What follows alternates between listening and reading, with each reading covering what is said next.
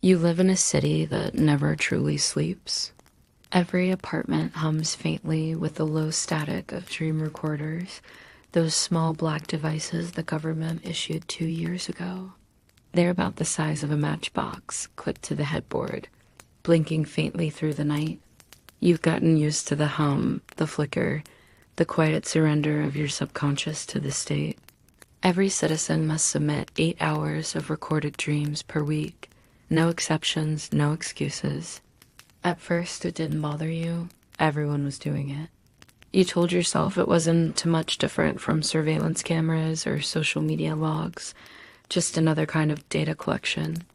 But tonight, as you sit on the edge of your bed, scrolling through last week's upload report, something feels different.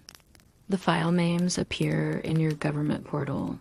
Dream underscore 04 underscore 21, DREAM underscore 04 underscore 22, Dream underscore 04 underscore 23. You press play on one of them, the one marked with a small red asterisk, the system's way of flagging something unusual. You hear yourself talking in your sleep. The tone is calm, softer than you remember your own voice ever sounding. You describe walking through a narrow street lined with mirrors, reflections that don't quite match your movements. Then a woman appears. She's facing away from you, wearing a blue coat, her hair pulled into a low braid. You call out to her in the dream, but she doesn't turn. The file cuts out their static, then silence. It's supposed to end, but it doesn't. You blink, realizing the same scent of rain-soaked pavement from that dream lingers in your apartment. It shouldn't. You haven't left your building in days. You walk to the window, half expecting to see the mirrored alley below, but only the regular street stretches out, gray and motionless. You shake it off, telling yourself dreams always feel real when you first wake up. Still, you can't let it go. At breakfast, you glance at the recorder on your nightstand. Its light flashes twice upload complete. The system has your dream now, the one with the woman in the blue coat. You imagine the analyst somewhere, sifting through thousands of hours of strangers' subconscious lives. Somewhere, a person might already be watching your dream on a screen, pausing on her image, zooming in on the braid, asking questions you can't answer. Later that day, at the submission center, you stand in a slow-moving line of tired people clutching their dream cards. The air smells faintly of disinfectant and sleep. A board clerk calls your number. You step forward, hand over your card, and wait for her nod. She glances at your profile, frowns slightly, then clears her throat. You've been flagged for a review, she says. Unusual repetition patterns? You want to ask what that means, but her eyes slide past you, already calling the next person. You leave the building with the word review echoing in your head. That night you try not to dream, but the recorder hums anyway. You lie there, watching its faint red pulse. Your mind wanders back to the woman in the blue coat. Who was she? Why did your file get flagged? You try to remember her face, but it's like trying to catch smoke. You only recall the sound of her footsteps on wet pavement, slow and deliberate. The next morning, you find something strange on your kitchen counter, a single droplet of water beside your mug. It's cold to the touch. You look up, expecting to see a leak, but the ceiling is dry. You stand there, feeling the weight of something impossible pressing in. At work, you tell yourself to focus. You review data sets, file reports, talk to your supervisor about project deadlines. But every time you blink, the image of that blue coat lingers behind your eyes. By lunch, you realize you've written her name, though you don't remember knowing it on your notes. Mira. You stare at the word. You don't know Myra. You never have. That night, when the recorder clicks on, you whisper to it. Not intentionally, just a quiet, tired question. Who are you? The device hums softly in reply, a faint mechanical breath. You close your eyes and let it pull you under. You dream of the same street again. This time, she turns around. Her eyes are calm but distant, as if she's known you for a long time. You're not supposed to remember me, she says. You want to ask what she means, but the sound of static fills your ears, swallowing her words. When you wake, your pillow is damp. It smells faintly of rain. You sit up, heart quiet but unsteady. The recorder blinks once, then twice, then holds steady on a pale blue light. You've never seen it do that before. Outside, the city hums with its usual rhythm drones overhead, faint chatter of morning commuters. Everything looks normal, but you can't shake the sense that something has started to leak through. That maybe, just maybe, the dream didn't end when you woke up. You glance once more at the word written on your notepad, Myra, and realize the handwriting isn't yours. You spend the morning staring at the notepad, tracing the word over and over with your fingertip. Mira. The ink looks slightly smudged, as if written by someone who just stepped out of rain. You run your thumb over it, half expecting it to smear again, but it's dry now. The more you look at it, the more it feels like something you should recognize, a name that used to mean something. At the submission center, you can't stop thinking about her. When you walk past the front desk, the clerk with the tired eyes gives you a small nod, like she knows something you don't. You wonder if everyone there dreams of people they can't explain. Maybe they do. Maybe that's why no one talks much anymore. Everyone's afraid of what their dreams might say about them. You take the elevator down to the review floor, where a soft voice calls you into a small room lined with monitors. On one of them, you see your dream playing back, the mirrored alley, the sound of water, the blue coat. You sit quietly as a man in a gray uniform watches beside you, expression unreadable. He pauses the feed right before Myra turns. "Do you know her?" he asks. You shake your head, but something inside you hesitates, just for a fraction of a second. The pause doesn't go unnoticed. "She appears in multiple citizens' dreams," he says finally. "Same woman, same setting. We call her a crossover subject. It happens sometimes shared subconscious imagery. Nothing to worry about." He says it like that should comfort you, but it doesn't. The words shared subconscious sound too convenient, like a script rehearsed 1,000 times. You leave the room feeling lighter and heavier all at once, the way people do after a half-truth. That night, the streets seem quieter. You walk home through a drizzle, the rain whispering against your hood. The neon lights of the cafe across the street flicker through the mist, casting pale blue reflections on the pavement. You pause, staring at them. They look just like the mirrors from your dream. Inside your apartment, the recorder blinks steadily. You can't bring yourself to turn it off. It is illegal anyway, but you drape a towel over it, pretending that's enough. You make tea, the mint kind you've always liked before bed. The warmth fills the air with a gentle, grounding scent. You wrap your hands around the mug and realize they're shaking slightly. You whisper her name again, Myra. It feels strange in your mouth, familiar and wrong at the same time. When you finally drift off, you don't find yourself in the alley. Instead, you're sitting at a wooden table in a large archive room filled with glowing files. The air hums with the low vibration of 1,000 dreams being stored, cataloged, and replayed. Rows of screens stretch endlessly in every direction, each showing someone's night unfolding. Across from you, a woman sits, head tilted, eyes steady.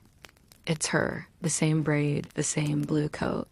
But this time, her face is clear. She looks both human and not like something that understands emotion, but doesn't fully feel it. "You shouldn't have said my name," she says softly. "That's how they trace us." "Who's they?" You ask, your voice smaller than you expect. She glances upward toward the hum of the machines. "The ones who built this place, the ones who keep you forgetting." You want to ask more, but she reaches out and places her hand on yours. Her skin feels warm, alive. "Don't look for me when you wake up," she whispers. "If you do, the dream will follow." You wake with a gasp. The room is dark, your tea cold beside you. But her words echo in your chest. "Don't look for me." You walk to the window. Outside, the streetlights cast long shadows across the wet pavement. You think you see movement, a flicker of blue near the corner. Probably nothing, probably. The next day, you can't resist. You log into your dream portal again, searching your files. The system is glitching. Some of the timestamps don't match. You scroll through dozens of short clips until one catches your attention. It's labeled incorrectly with a random string of numbers. You click it.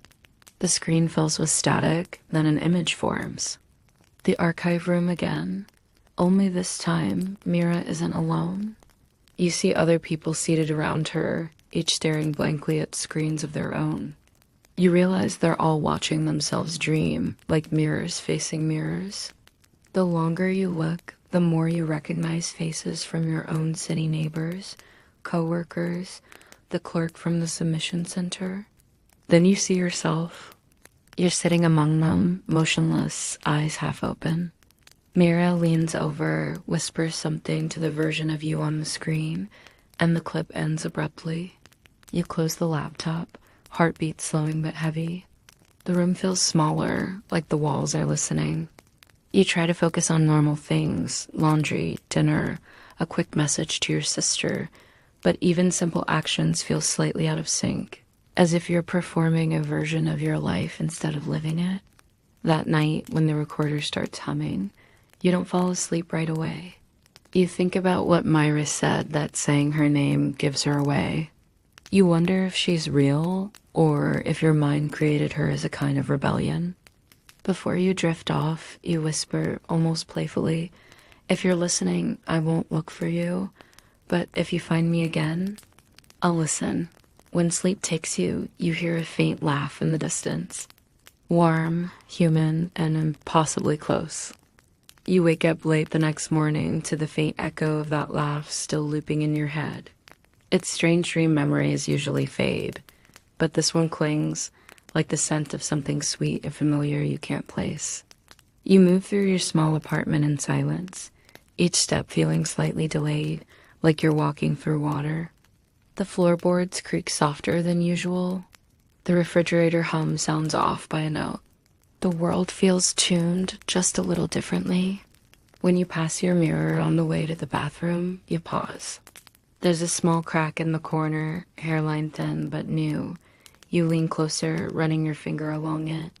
The surface ripples for a moment, just a faint shimmer, like heat above asphalt, and then settles. You step back fast, breath caught in your chest. You tell yourself it's nothing, just sleep deprivation maybe, or a reflection distortion, but deep down, you already know what it means. At work, the lights flicker twice before stabilizing. Your coworker, Rafi, jokes that the government's probably mining too many dreams again. Everyone laughs, but it's the tired kind, the kind that tries to hide unease. You smile too, though your mind is elsewhere. You can't stop thinking about Mira, about her warning. That afternoon, you notice something impossible. On your desk, between a stack of reports, sits a small object, a tiny silver key. You pick it up. It's cool, heavy for its size, and faintly damp. You're certain it wasn't there before. You turn it over, and for a moment, you see a reflection of that mirrored alley flicker across its surface. You slide it quickly into your pocket, glancing around. No one seems to notice. The room hums with the usual sound of quiet machines and tired people. You sit back down, pretending to work, but your pulse won't settle. That night, the key is still there when you get home. You set it beside the recorder on your nightstand. The red light blinks slowly, like it's aware of what you've brought into the room. You think about throwing the key away, but you can't. Something in you feels drawn to it, like it's waiting for a door you haven't yet seen. You go to sleep with it under your pillow. When the dream begins, you're standing in your apartment, but everything's slightly different. The walls breathe softly, like lungs expanding. The city beyond the window glows faintly blue. You step into the hallway and hear the steady tick of countless recorders humming in sync. The sound builds into a rhythm, almost like a heartbeat.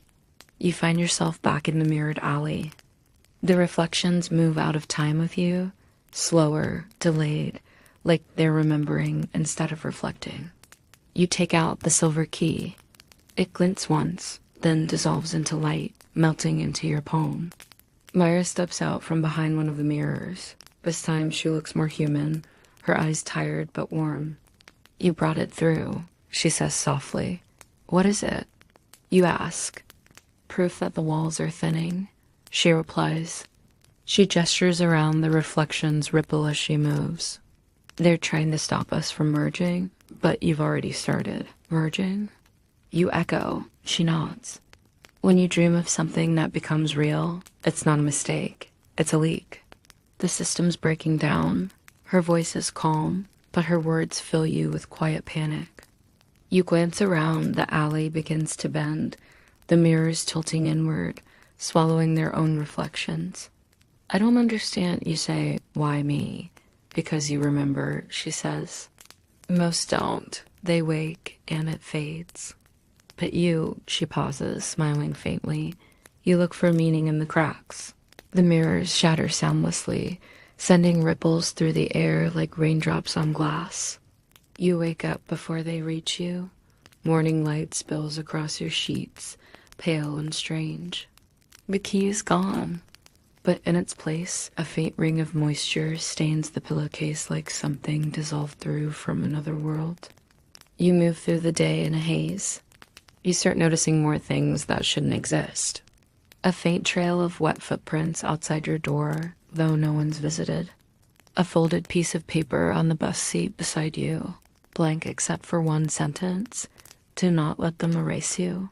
You clutch it without thinking, then drop it in your bag before anyone can see. That evening, you stop by the cafe across the street, the same one you always see glowing through the mist. Inside, the air smells of cinnamon and tired dreams. The barista greets you with a sleepy smile, and as you reach for your cup, your hand freezes. The mug is blue, the same shade as her coat. Where did you get these? You ask, trying to keep your voice steady. The barista shrugs. They just started showing up last week, shipment from somewhere. You sit down with your drink, hard and steady, and trace the rim with your finger. It's smooth, cold, familiar. When you lift it to your lips, you catch a flicker of movement in the window's reflection, someone watching you from across the street. A figure in a blue coat. You don't move, don't breathe. The figure raises a hand, almost a wave, then fades into the fog. When you get home, your recorder is already blinking blue again, not red-blue.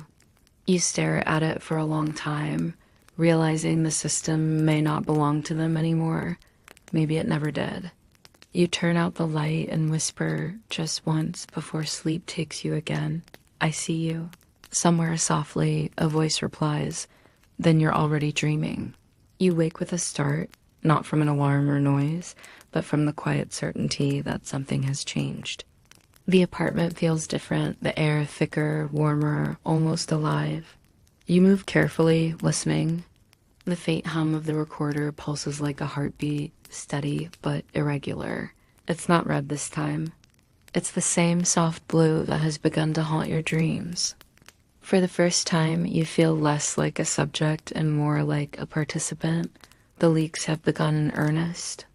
You notice small things right away. A stray leaf brushing your window that wasn't there yesterday. The faint scent of coffee from a cafe blocks away, drifting in through the cracked window. And most alarming, the sound of footsteps in the hall. Slow, deliberate, like someone pacing exactly to match your heartbeat. You remember Myra's words about the walls thinning, the leaks, the merging. For hours, you sit in quiet contemplation, watching the world from your window, tracing reflections on glass, and puddles trying to anticipate what your next dream might spill into reality. You realize there are others like you, people who notice the small discrepancies, the faint signals that tell you something is bending around the edges of reality. Later, you find a message tucked under your door. No envelope, just a slip of paper with neat handwriting. Meet us at the archive, midnight, come alone. Curiosity and caution battle each other in your chest, but you'll go. Midnight isn't far, and you find yourself walking through the empty streets, carrying nothing but the certainty that you are following the current of something larger than yourself. The city hums softly under the dim streetlights, and you notice that the reflections in the shop windows don't match the streets exactly. A tree might appear twice, or a lamppost tilts at an impossible angle. You stop staring, and a small shiver runs down your spine.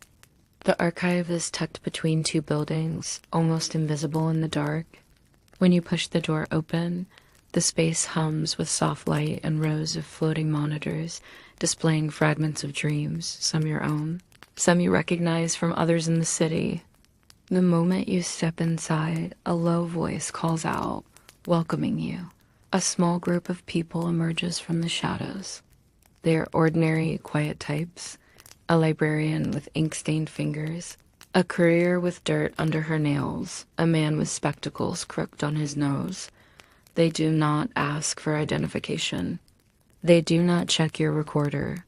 They simply acknowledge you as one who notices, one who remembers. You've been leaking too, the librarian says, voice soft, almost hypnotic. The others can't. They wake, and it fades. But your dreams cross the boundary. You feel a rush of disbelief, tinged with awe. Why? Because you're awake enough to see it? The man with crooked spectacles answers. They suppress it in most, but we make it grow. We guide it. You could help. The group shows you what they've been doing, shifting dreams deliberately, leaving traces that break through the boundaries of reality.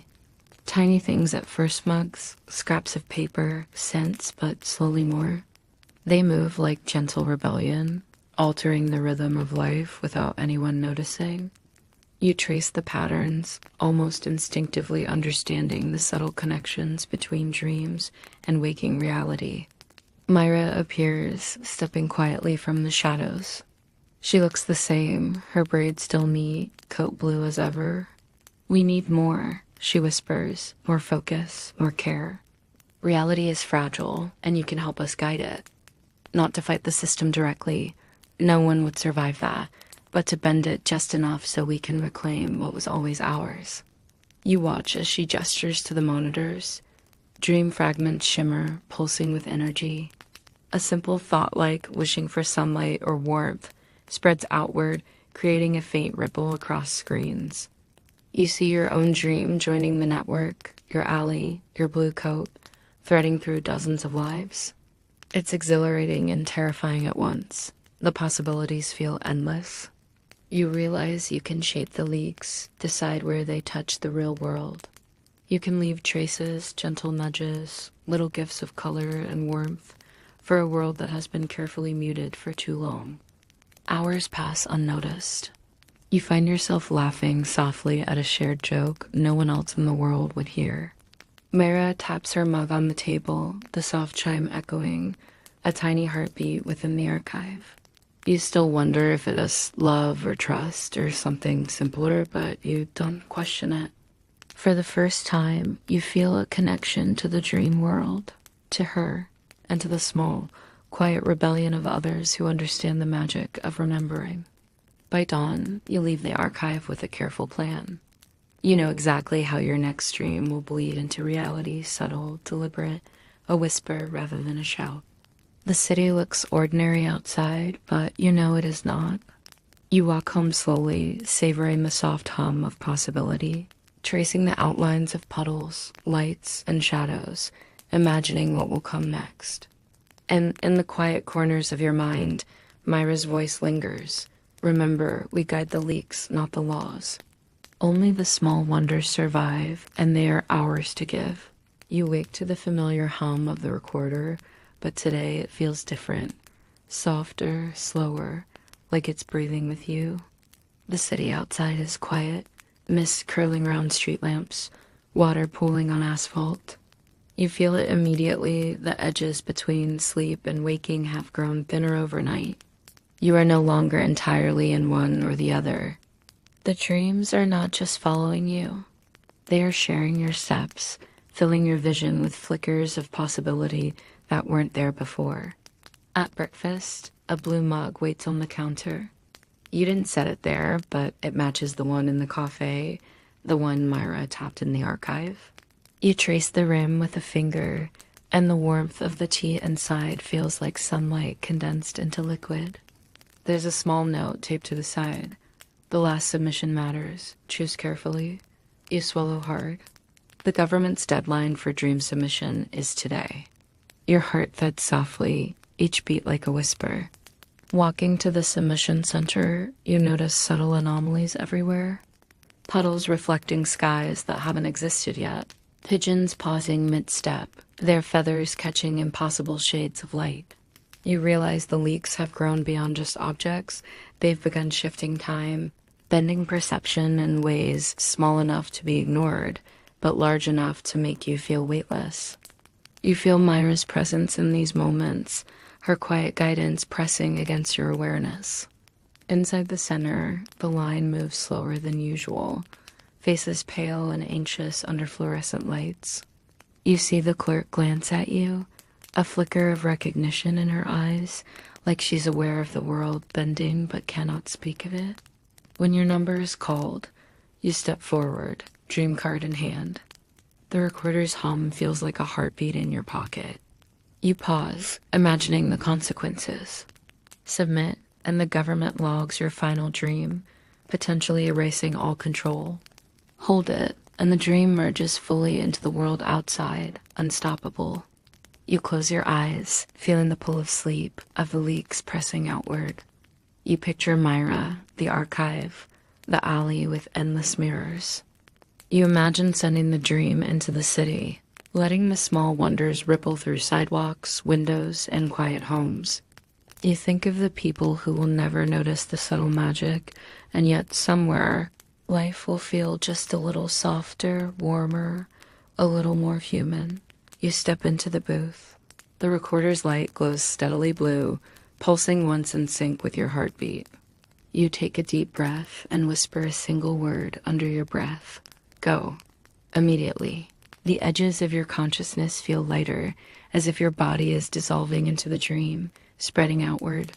Objects from your imagination colors, scents, faint laughter spill into the world with quiet authority. A single drop of rain from your alley lands in the city square, tiny but impossible. Pigeons tilt their wings just so. Lamps glow in warmer hues. You feel the gentle tug of Myra's hand in your mind, guiding the currents. When you step out, the air feels softer, a little warmer, and a subtle vibration under your feet reminds you of the dream energy lingering everywhere. You walk home slowly, tracing puddles, watching reflections shimmer differently, as though the city itself is breathing with you. Somewhere across town, someone smiles for no reason, feeling a happiness they can't explain. At night, your bed is calm. The recorder hums quietly beside you. You hear Myra's voice, soft and fleeting. You did well. Now rest and let the world catch its breath.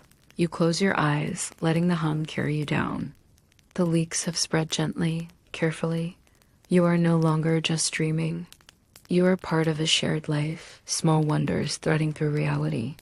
The final thought drifts as you sink into sleep, that even in a world controlled, observed, and catalogued, subtle magic survives in the quiet hearts of those who notice. The city's hum softens into whispers now, gentle and warm. Your eyelids grow heavier, each blink stretching longer, slower, until the world outside your window feels like a distant memory. Streets, lights, reflections, all fold inward, dissolving into a soft haze of possibility. There's no urgency here, no need to chase or fear. Only the quiet rhythm of breath, heartbeat, and hums from machines that are now more lullaby than surveillance. You imagine Myra, still in her blue coat, standing quietly somewhere in the folds of your city. She doesn't speak.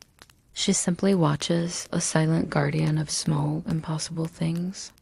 Each object, each scent, each quiet flicker of light that leaked from your dreams now rests gently in its place, unnoticed but full of subtle life. You can almost feel the warmth of rain on your skin, the scent of mint in your kitchen, the soft clink of a blue mug being tapped. Your thoughts drift lazily, touching on moments that mattered and moments that were almost forgotten. You remember the thrill of discovering the leaks, the hum of the recorder, the quiet camaraderie in the archive. Even if you never fully understand it, you know the world has shifted slightly, soft by the fragile beauty of dreams allowed to linger.